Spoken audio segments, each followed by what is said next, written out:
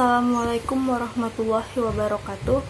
Perkenalkan, nama saya Reni Oktaviani dengan NIM 2103040001 dari Prodi Pendidikan Kimia, Fakultas Keguruan dan Ilmu Pendidikan, Universitas Maritim Raja Ali Haji.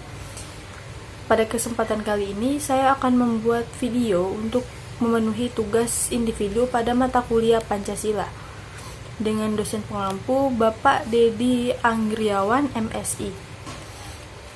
Baiklah, pada kesempatan kali ini saya akan membahas mengenai refleksi dan evaluasi penerapan nilai-nilai Pancasila dalam kehidupan sosial dan bernegara di Indonesia. Nah, seperti yang kita ketahui bahwa Pancasila adalah pilar ideologi negara Indonesia dan namanya terdiri dari dua kata seperti yang kita ketahui bahwa Panca berarti 5 dan Sila berarti prinsip. Nah, Pancasila merupakan rumusan dan pedoman hidup bangsa dan bernegara bagi seluruh rakyat Indonesia.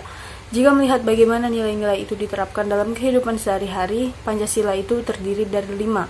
Yang pertama, ketuhanan yang Maha Esa, yang menerapkan yang berarti Bhinneka Tunggal Ika, yang mempunyai maksud berbeda-beda tetapi tetap satu.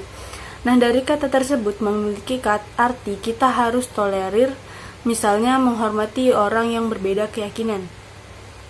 Nah, adapun contoh lainnya dari penerapan sila pertama itu percaya serta takwa kepada Tuhan Yang Maha Esa sesuai agama dan serta kepercayaannya masing-masing. Nah, refleksi dan evaluasi yang perlu kita lakukan pada sila pertama ini sering terjadi pada penerapan yang seperti hormat, menghormati, dan bekerja sama antar pemeluk agama dan penganut kepercayaannya.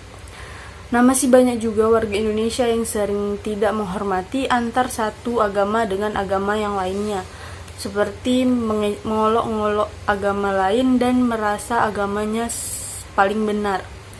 Nah, sering juga menjadi rasis di dalam hal agama ini.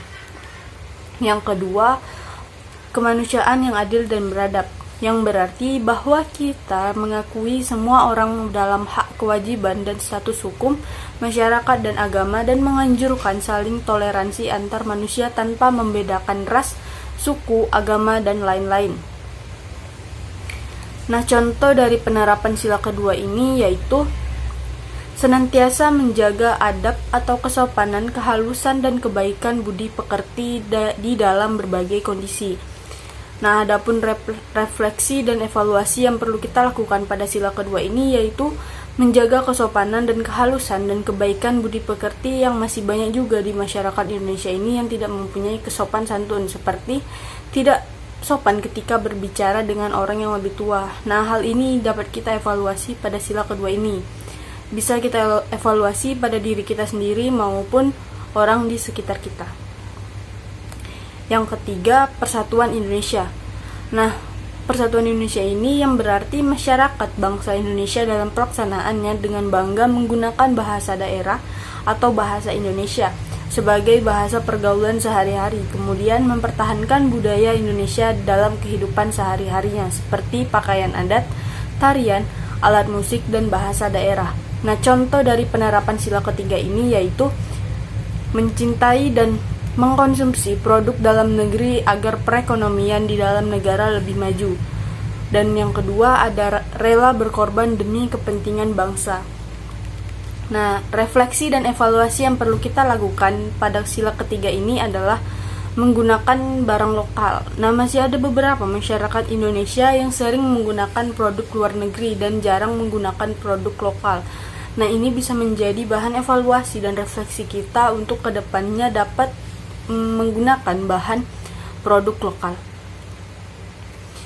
Yang keempat ada kerakyatan yang dipimpin oleh hikmat kebijaksanaan dalam permusyawaratan perwakilan, yang artinya demokrasi oleh hikmat musyawarah mufakat ini untuk mengambil keputusan bersama, mengutamakan keadilan dan musyawarah dengan mufakat.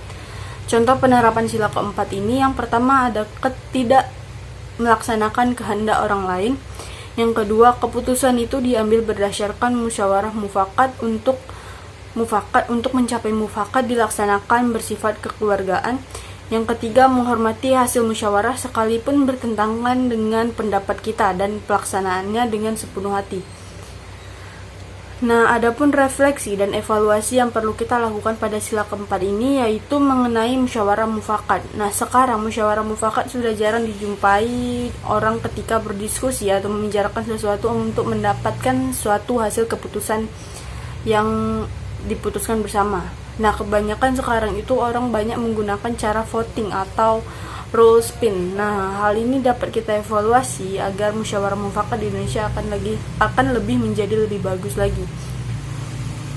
Yang kelima, ada keadilan sosial bagi seluruh rakyat Indonesia yang pelaksanaannya mengutamakan keadilan terhadap sesama warga negara yang memenuhi kewajiban dan menghormati hak orang lain dan membawa manfaat bagi seluruh rakyat Indonesia.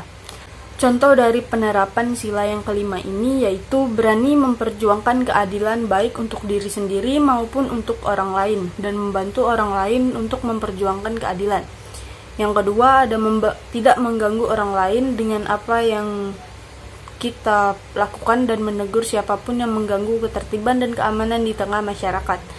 Yang ketiga, ada meningkatkan kepekaan sosial dan mengadakan kegiatan yang dapat membantu sesama seperti bakti sosial, donor darah, konser amal, dan lain sebagainya. Yang terakhir, ada berusaha untuk adil dalam aktivitas apapun yang kita lakukan dan seperti apapun yang kita hadapi. Jangan sampai kita memberikan perlakuan yang tidak adil pada siapapun. Nah, adapun refleksi dan evaluasi yang perlu kita lakukan pada sila kelima ini adalah berperilaku tidak adil yang dilakukan oleh masyarakat Indonesia, seperti tidak adil yang sering kita jumpai pada guru yang memilih mahasiswa yang lebih pintar dibandingkan siswa yang biasa-biasa saja. Nah, hal ini dapat kita evaluasi agar kedepannya tidak terjadi hal seperti ini. Nah, dari sila pertama, kedua, ketiga, keempat, dan kelima, banyak sekali contoh-contoh penerapan yang dapat kita lakukan dan dapat kita refleksi dan evaluasi untuk kedepannya lebih bagus lagi. Baiklah, itu saja yang dapat saya sampaikan. Terlebih dan kurang saya mohon maaf. Wabillahi taufiq wal hidayah. Wassalamualaikum warahmatullahi wabarakatuh.